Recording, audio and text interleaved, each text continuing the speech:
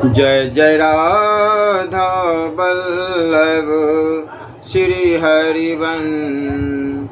जय जय राधा वल्लभ श्री हरिवंश।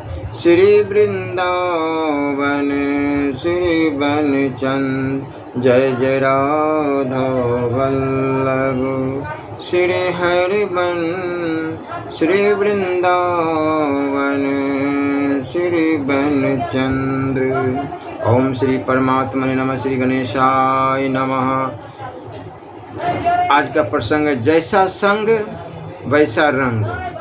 पुरुष प्रकृति विवेक से उसके प्राकृतिक कर्मों की निवृत्ति हो जाने पर भी उसमें तीनों प्रकार के मल बने रहते हैं। माया की निवृत्ति होने पर उसके कर्म मल और माया मल निवृत्त हो जाते हैं। फिर केवल अनुभव मल ही रह जाता है। इसकी निवृत्ति महामाया के राज्य का अतिक्रमण करने पर होती है। इस अवस्था में किसी भी प्रकार का संकोच नहीं रहता है। तीनों प्रकार के मलों को वासना तक निवृत्त हो जाती है। आत्मा केवल सत्ता या प्रकाश मात्र स्वरूप में इस रहता है। हाँ, उसमें उसकी स्वाभाविक ही ज्ञान क्रिया अवश्य रहती है। यहाँ शिव और शक्ति का पूर्ण सामंजस्य हो जाता है। शिव और शक्ति में वस्तुतः कोई भेद नहीं है। महामाया का अतिक्रमण करने पर उनके भेद की स्फूर्ति भी नहीं होती। जिनमें तीव्र शक्ति पात्र रहता है उन्हें माया का अतिक्रमण करते ही यह स्थिति प्राप्त हो जाती है। इससे ही विशुद्ध कैवल्य कहते हैं। किंतु जिसमें कुछ अधिकार वासना रहती है वह माया को पार करके महामाया के राज्य में प्रवेश करते हैं और अपर शिव तत्व को प्राप्त होकर क्रमशः मंत्रेश्वर और मंत्रेश्वर पदों को भोगते हैं। इस प्रकार अधिकार योग के द्वारा मल पाक होने पर कालांतर में भी परम शिव तत्व ही लाभ करते हैं। तत्व इस समना और उन्मनी अवस्था में कोई भेद नहीं, दोनों ही चिन्मय है। केवल सक्रियता और निष्क्रियता की भेद है। जिसके साथ रहता है, जिसकी सेवा करता है और जैसा होना चाहता है वह वैसा ही हो जाता है। कपड़े जैसे रंग के रंगे जाते हैं वैसे हो जाते हैं। ऐसे ही जो पुरुष संत, असंत, तपस्वी अथवा चोर का जैसा संग करता है वैसा ही हो जाता है।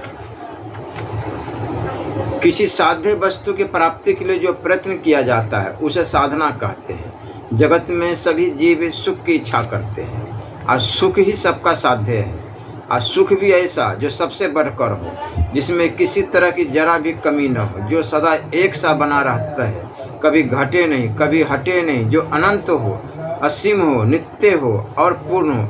ऐसा सुख विनाशी और परिवर्तनशील संसार की किसी वस्तु में हो नहीं सकता। यहाँ अनंत, असीम, अखंड, नित्य और पूर्ण कुछ भी नहीं। नित्य, असत्य, सनातन, सम, एक रस, अनंत, असीम, अखंड और पूर्ण तो एकमात्र भगवान ही है। इसलिए वही पूर्ण सुख स्वरूप है और वही सबके परम साध्य है। मनुष्य चाहे समझे नहीं, कहे नहीं, परंतु वह पूर्ण को चाहता है। इसलिए वह चाहता है भगवान को ही। जगत में उसे कहीं भी पूर्णता दिखाई नहीं पड़ती। वह सभी अवस्थाओं में बड़े से बड़ा सम्राट और इंद्र बन जाने पर भी अभाव का, अपूर्णता का ही अनुभव करता है। उसके मन में कोई कमी खटकती ही रहती है। इसलिए वह प्रत्येक स्थिति में अतृप्त और असंतुष्ट ही रहता है और किसी दूसरी स्थिति की खोज में लगा रहता है। परंतु वह मोह बस पूर्णतम भगवान की ओर न जाकर दुख और अतृप्ति की उत्पत्ति करने वाले अभाव भरे विषयों में ही सुख मानकर उन्हीं की प्राप्ति के लिए प्रयत्न करता है। इसी से वह सच्चे सुख से सदा वंचित रहता है। वह करता है अपनी जान में सुख की साधना, परंतु उससे मिलता है दुख, असफलता, अशांति, अतृप्ति। इसलिए विषयों के निमित्त किया जाने वाला प्रयत्न यथार्थ में साधना नहीं है।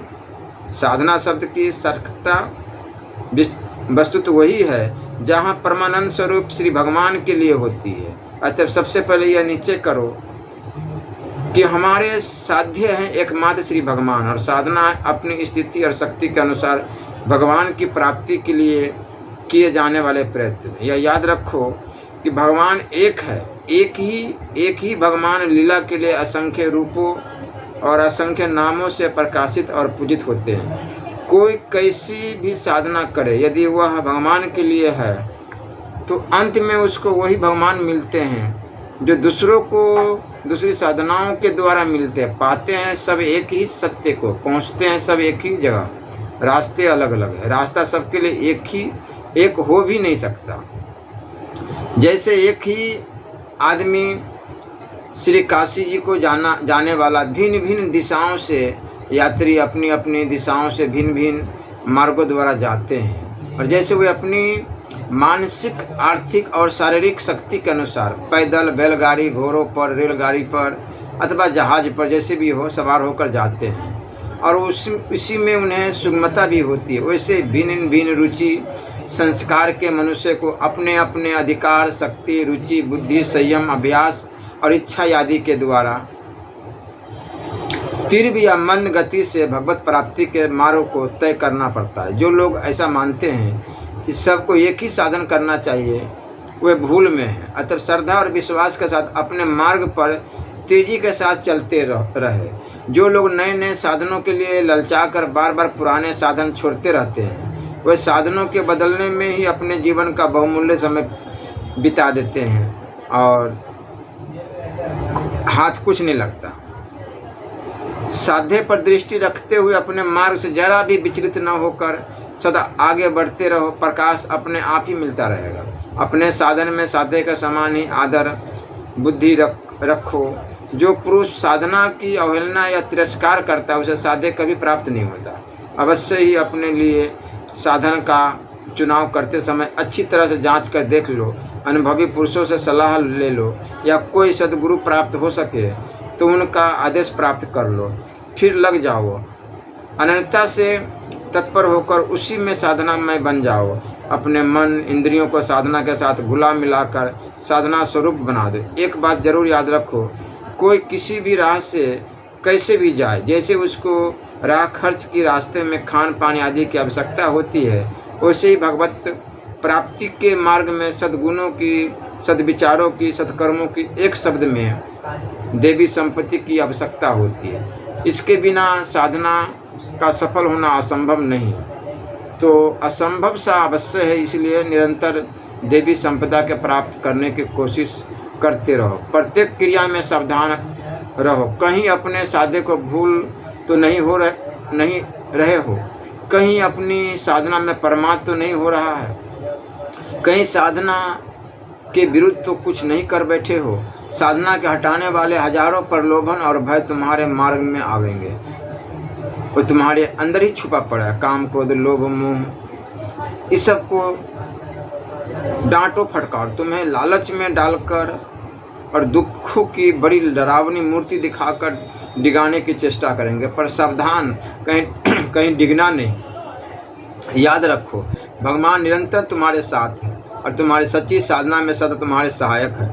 उनकी कृपा से तुम उन्हें अवश्य ही प्राप्त करोगे। बेखबर होकर कहीं रास्ते से ही लौट न पड़ना। याद रहे, सावधानी ही साधना है। सभी प्रकार के साधकों के लिए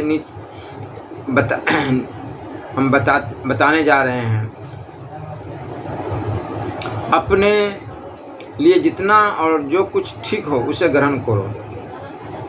साधना के विघ्न बहुत से हैं, उनमें कुछ ये हैं: आहार दोष, अवस्था, आलस्य, प्रमाद, पुरुषार्थहीन, अश्रद्धा, कुतर्क, अर्ध अनिश्चित, संशय, असंयम, असहिष्णुता, अपवित्रता, प्रसिद्धि, पुजवाने की इच्छा, मान की चाह, घृणा, द्वेष, निर्दयता, दुराग्रह, चपलता, जल्दबाजी, परदोष दर्शन, पर निंदा, पर चर्चा, बाहरी वेशभूषा, विवाद या शास्त्रार्थ, शरीर के आराम की चाह, विलासिता, दूसरे से सेवा कराने की वृत्ति, लोकरंजन में रुचि, कुसंग, साधना के प्रतिकूल या साधना के लिए अनावश्यक साहित्य का अध्ययन, माता पिता और गुरुजनों का तिरस्कार, शास्त्र और संतों के वचनों में अविश्वास, भजन में लापरवाही, सर्वथा कर्म त्याग अथवा बहुधंधीपन, दूसरों के साधन और लक्ष्य के प्रति लोभ, दूसरे के साध्य साधन और धर्म से द्रोह,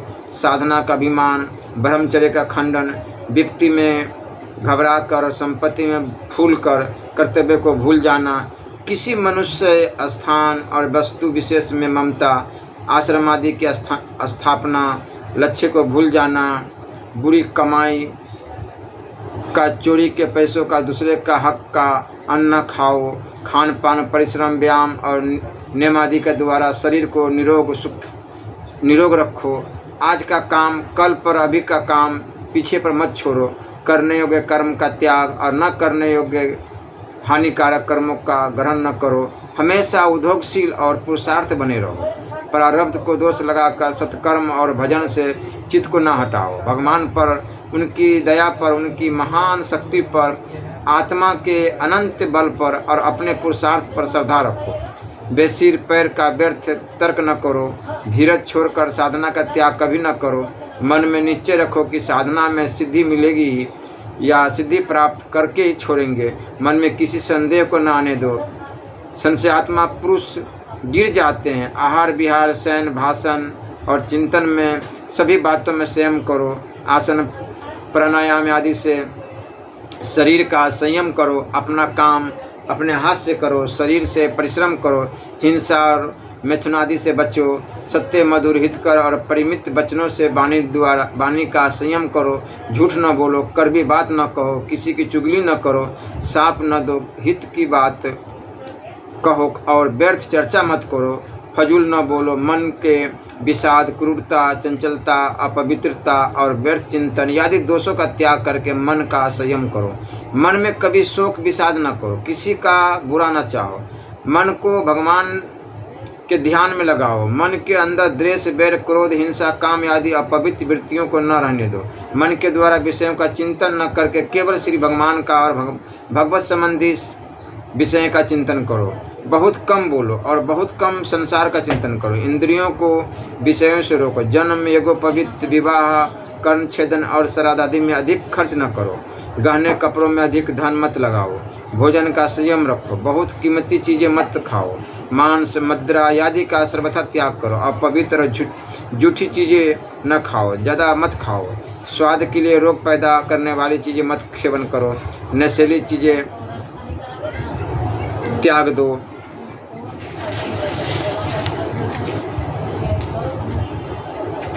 बातों में कम करो। अधिक खर्च करने वाले के धन का अभाव होता है और उसे धन की चाह बनी रहती है।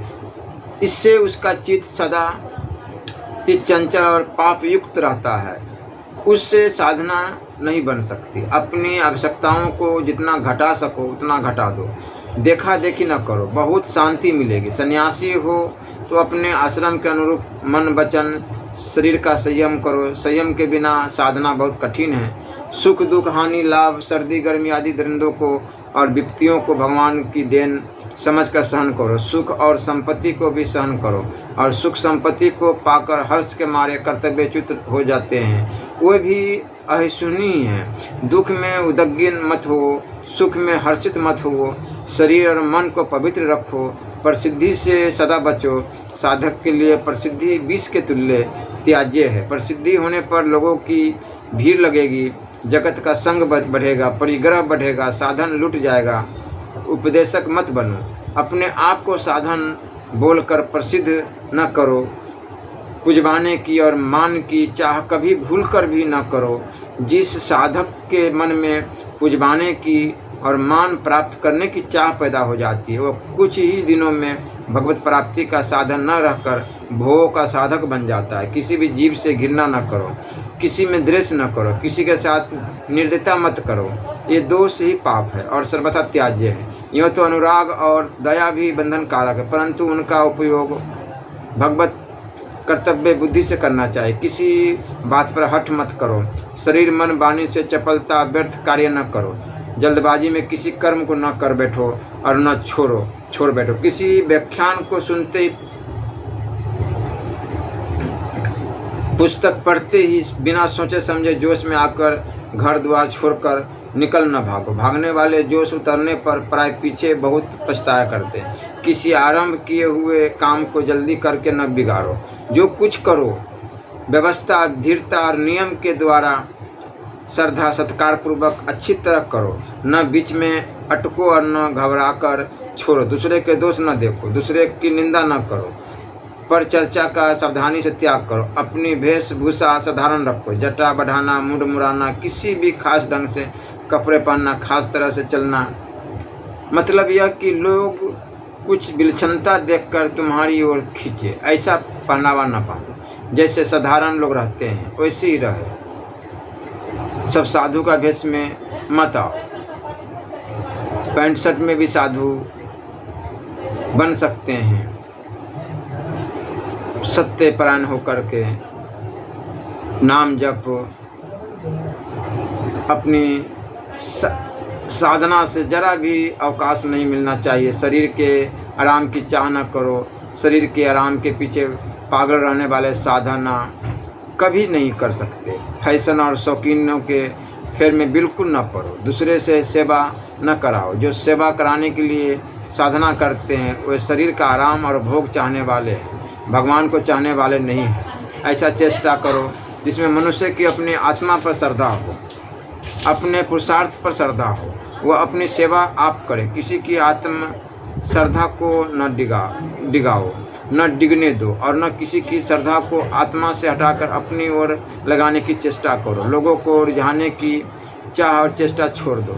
जो लोगों की रिझाने के लिए उद्देश्य से साधना, भजन, कीर्तन और करते हैं वो नाटक का एक्टिंग मात्र करता है, वह साधक नहीं है। कुसंग का त्याग करो। बुरे संग से बुरी वृत्ति होती है और सर्वथा पतन हो जाता है। कुसंग के समान नाशकारी विघ्न बहुत थोड़े हैं। जलवायु, वातावरण, जन समुदाय, स्थान, काल, कर्म, जन्म, ध्यान, मंत्र, संस्कार और साहित्य, ये सभी कुसंग या कुसंग का काम देते हैं। भगवत संबंधी सात्विक होने पर यह सभी सुसंग है और विषय संबंधी राजस तामस होने पर कुसंग है। सावधानी से कुसंग का त्याग करो। जिस संग से भजन में अरुचि, शरीर के आराम, भोगों की चाह, देवी संपत्ति में अवहेलना होती हो या बढ़ती हो, उसी को कुसंग का समझो और उसका तुरंत त्याग दो। ऐसी पुस्तकें मत पढ़ो जिसमें तुम्हारी ध्यान भटक जाए। साधना से प्रतिकूल भाव हो या तुम्हारी साधना के लिए जिन भावों की आवश्यकता न हो, सिनेमा, नाटक आदि न देखो। ऐसे चित्र न देखो जैसे गाने सुनना या कोई चित्र देखना जिससे तुम्हारे मन को विचलित कर दे, चित्त में विकार उत्पन्न कर दे, शिथिलता आती हो। माता पिता, गुरुजनों की श्रद्धापूर्वक सेवा करके उनका आशीर्वाद प्राप्त करो। उनके आशीर्वाद से तुम्हारी साधना सुविधा होगी। उनका तिरस्कार कभी न करो। महान वैराग्य की प्रेरणा से बुद्ध भगवान की तरह गृह त्याग करना दूसरी बात है, पर वह आदर्श सबके लिए नहीं है। शास्त्र और संतों की वाणी पर विश्वास करो। कोई बात तुम्हारी समझ में न आवे तो उसका तिरस्कार न करो, उसे भ्रांत न समझो। भजन में कभी चूक मत करो, पढ़ने दो। साधक के लिए भजन सर्वशिरोमणि धन है। जी जान से इसकी रक्षा करो और सदा इसी में लगे रहो। कर्म का बिल्कुल त्याग करके निकम्मे मत बन जाओ। पूर्ण वैराग्य हुए बिना काम छोड़ बैठने वालों से भजन साधन तो होता नहीं। उनका समय प्रमाद, आलस्य, व्यर्थ बकवाद में लगता है। वे व्यसनों के शिकार हो जाते हैं और साधन पद से गिर जाते हैं। इतना अधिक काम ही करो कि जिससे आत्मविचार के और भजन साधन के लिए समय ही न मिले। युक्त आहार विहार ध्यान रखो। दूसरे के साध्य और साधन की बात सुनकर जी न ललचाओ, न दूसरे का साध्य साधन और धर्म से द्रोह ही करो।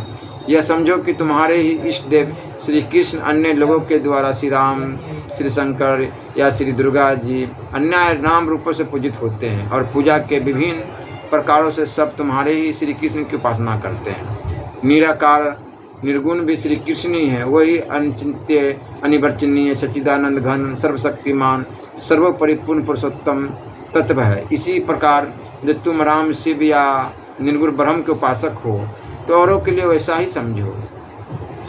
सब एक ही है, परंतु तुम्हें वही इष्ट है जिनकी तुम उपासना करते हो। जिसकी अपने साधन और इष्ट में सर्वत्र बुद्धि नहीं होती, उसको सर्वत्र सत्य की प्राप्ति नहीं होती।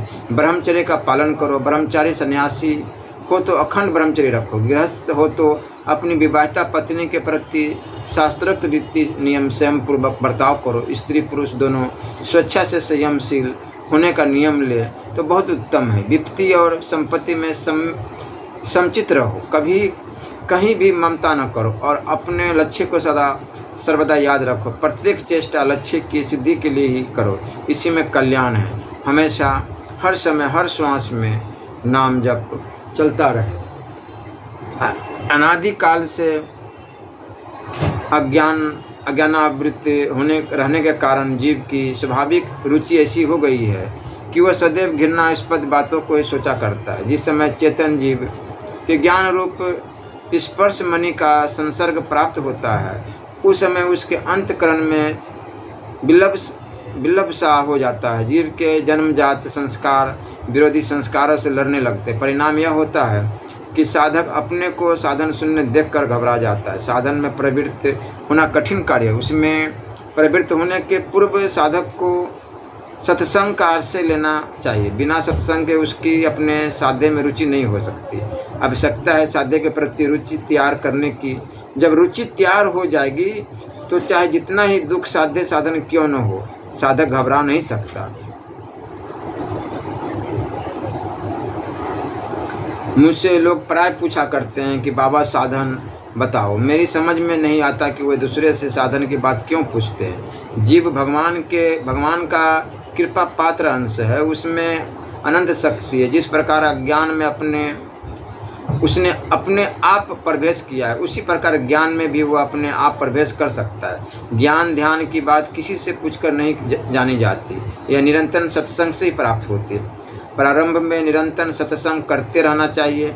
साथ में भगवत नाम का जप भी आवश्यक है। भगवान के नाम की कृपा से जीवन का अज्ञान नष्ट हो जाता है और हृदय के स्वच्छ होते ही दिव्य प्रेम की प्राप्ति हो जाती है। यह प्रेम ही नामामृत, रूपामृत और लीलामृत का आस्वादन कराता है। प्रेम ही साध्य है और सत्संग ही साधन है। सत्संग के द्वारा आंतरिक निवृत्ति तो होती ही है, साथ ही दिव्य भगवदीय प्रेम की प्राप्ति भी हो जाती है। इसलिए भगवत नाम राधा राधा राधे कृष्ण हरि कृष्ण, जो भी राम कृष्ण शिव शिव आपको अच्छा लगे, पसंद हो, वही जपे करें। श्री राधा वल्लभ लाल की जय।